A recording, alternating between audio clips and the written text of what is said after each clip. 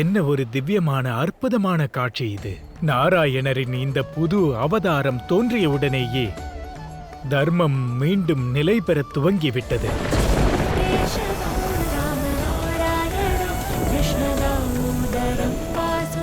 தர்மத்தின் வழி புலப்பட்டு விட்டது.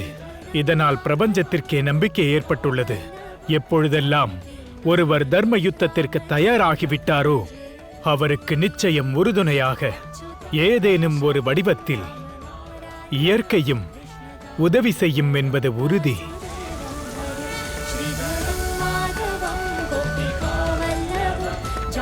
வாசுதேவன் தன் குழந்தையை காக்க தனியாக கிளம்பினார்.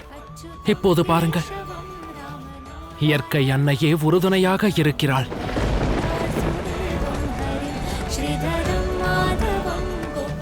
ஒருபுறம் இயற்கை கம்சனை தடுத்து விட்டது.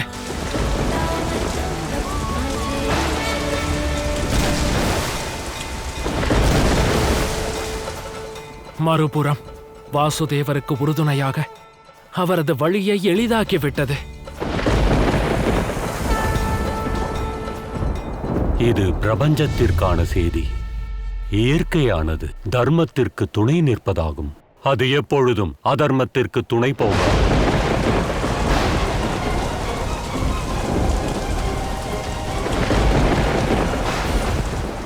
இந்த கடும் மழையிலும் இந்த கொடூர இருளிலும் விலங்குகள், பறவைகள், அனைத்து உயிரினங்களும் நாராயணரின் திருமுகத்தை காண மிகவும் ஆர்வமாக உள்ளனர்.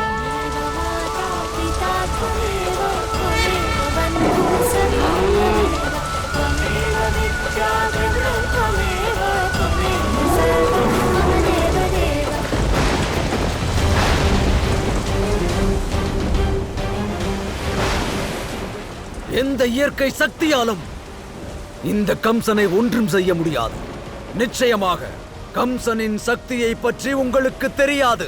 என்னை யாரும் அச்சுறுத்தவும் முடியாது, தோற்கடிக்கவும் முடியாது. எல்லா பிரச்சனைகளுக்கும் என்னிடம் தீர்வு உள்ளது. இப்போது இந்த கம்சன் என்ன சூழ்ச்சி செய்ய போகிறான்? கம்சன் என்ன நினைத்தாலும் எதுவும் செய்ய முடியாது தேவேந்திரா. ஏனெனில் விதிப்படி என்ன நடக்க வேண்டுமோ அது நிச்சயம் நடந்தே தீரும்.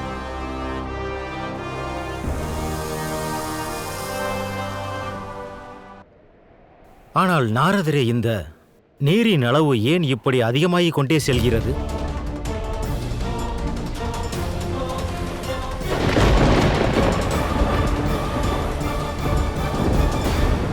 யமுனை தாயே, இவ்வளவு நேரம் உதவி புரிந்தாயே, ஏன் இவ்வாறு வெள்ளத்தை அதிகப்படுத்துகிறாய்? கரையை நெருங்கிவிட்டேன். இன்னும் சிறிது உதவி செய்யுங்கள் தாயே. இல்லையென்றால் ஒரு தாயின் நம்பிக்கையும் ஒரு தந்தையின் தைரியமும் உடைந்துவிடும்.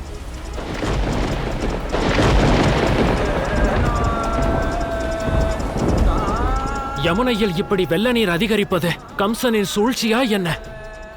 நதிநீர் இப்படி பெருகிக் கொண்டே போகிறதே, இது அவர்களுக்கு நன்மை அல்ல.